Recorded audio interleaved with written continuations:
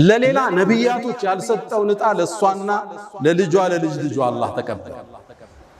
አንተ የምታደርገው ዱዓ የሰማይን በር ከፍቶ ተአምር ሊፈጽም ይችላል። ይሄን ነው አላህ ሊያስተምረን የፈለገ። መርየምም ማደግ ጀመረ።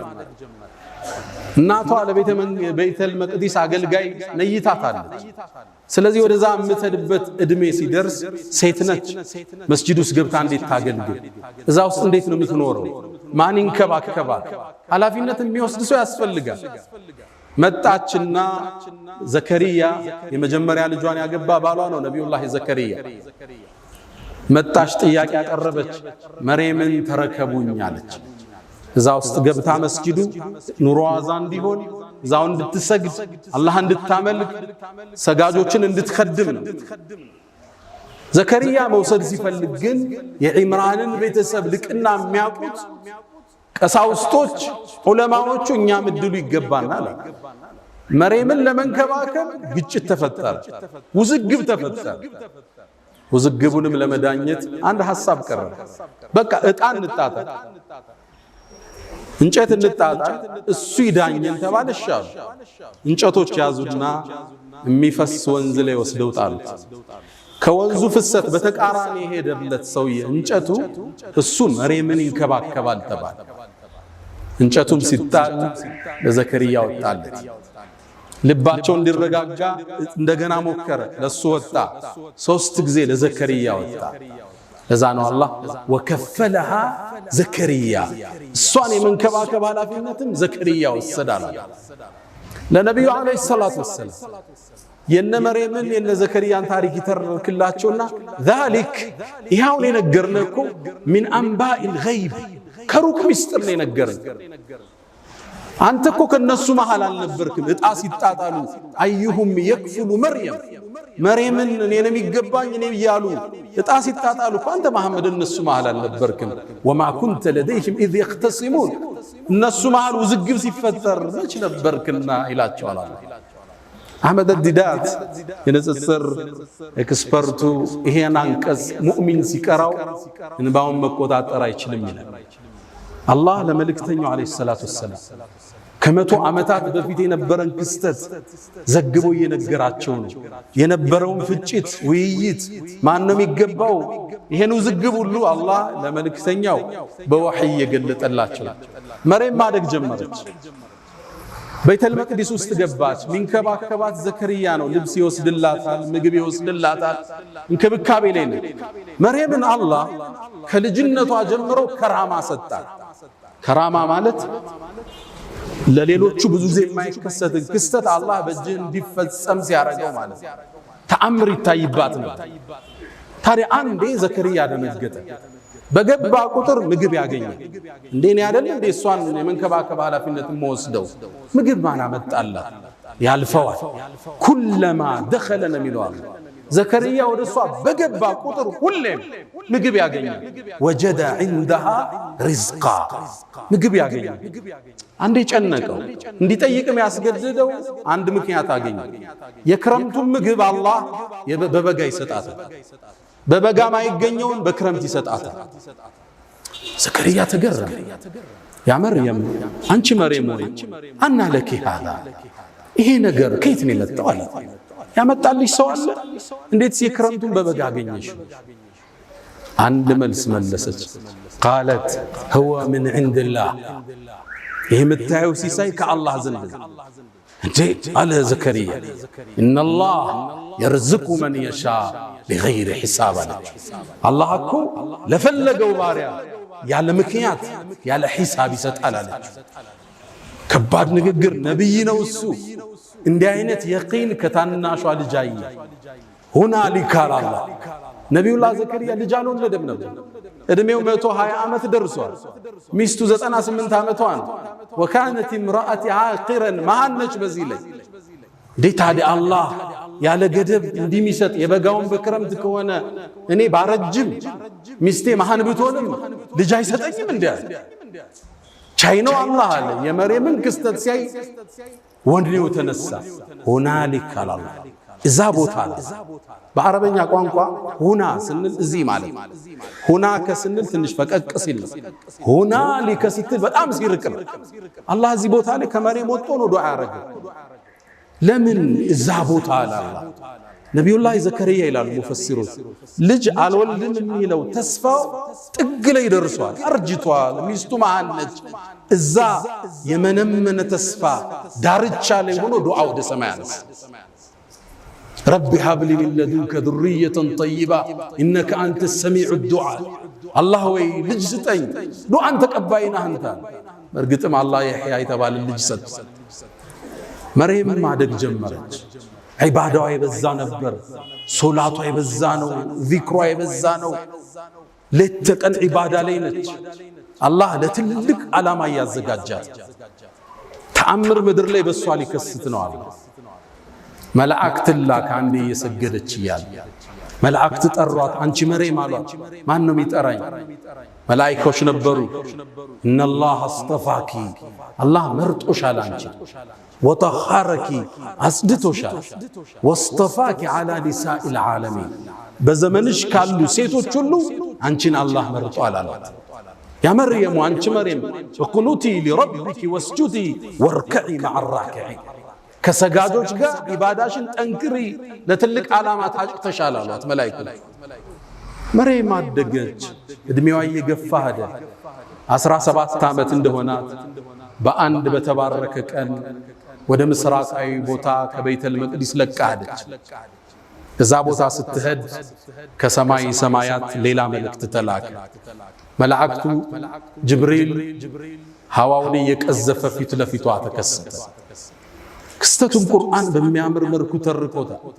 ይሄን ትረካም የኛው ነጃሺ ይሄ መስጂድ የተሰየመላቸው ታላቁ ንጉሥ ሲሰማ እንባቸውን መቆጣጠር አልቻለም።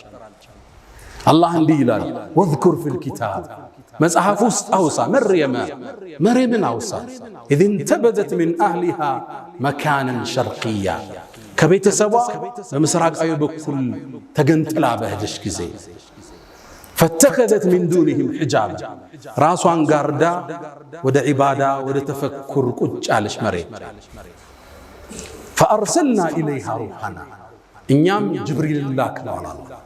ሩህ ስሙን ጅብሪልን አላህ ሩህ ይለዋል።